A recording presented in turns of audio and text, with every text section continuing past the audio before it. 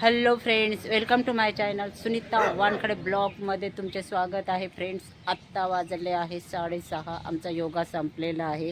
सगळे गेले आहेत. थोडं आम्ही बसलेलो आहे आरामात. वरचं घेता आम्ही चेहरे घेता, फक्त चेहरे.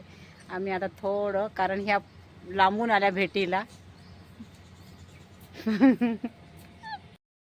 नाही, हे यूट्यूबर तर ह्या माझ्या कोण आहेत, जाऊबाई, सगळं नातं चालते आमचं यांच्यासोबत. मला भाभी म्हणतात, त्यांचे मिस्टर मला भाभी म्हणतात, त्यांची सासू मला वहिनी म्हणतात.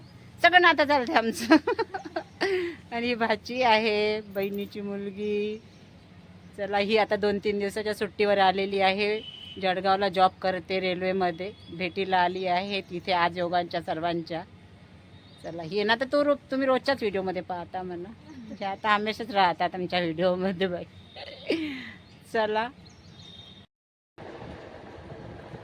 हा फ्रेंड्स, बघा, आता पुन्हा कांदे आणलेले आहे. हे 1440 किलो झालेले आहेत. व्हाईट आहे. याच्या आधी आम्ही जो 44 किलो कांदे आणले होते, त्याच्यामधले 30-35 किलो कांदे फेकण्यात गेले 8 दिवसामध्ये. काहीच समजलं नाही, कारण याच्यातलं आपल्याला घेताना काही समजत नाही.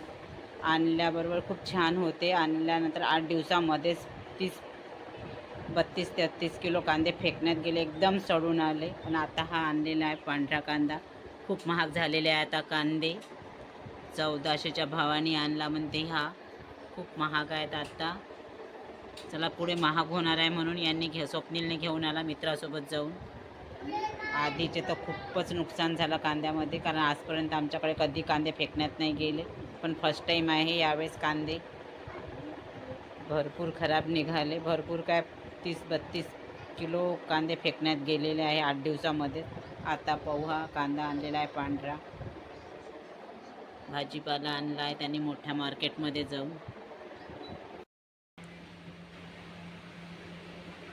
फ्रेंड्स, आता 8 वाजलेले आहे. आमच्याकडे पाहुणे येत आहे, माझी आत्या वगैरे.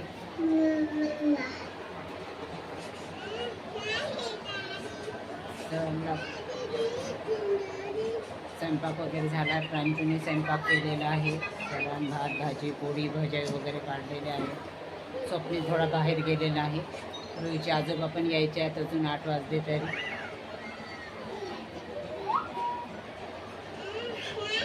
रुई बघा टी व्ही लावते आणि बाहेर गेली आहे. बाजूच्या घरी खेळत आहे. तिला खूपच टी व्हीचा नाद आहे. टी व्ही लावते आणि पाहत नाही, काही नाही. बाहेर इकडे तिकडे पडत राहते फक्त. बघा.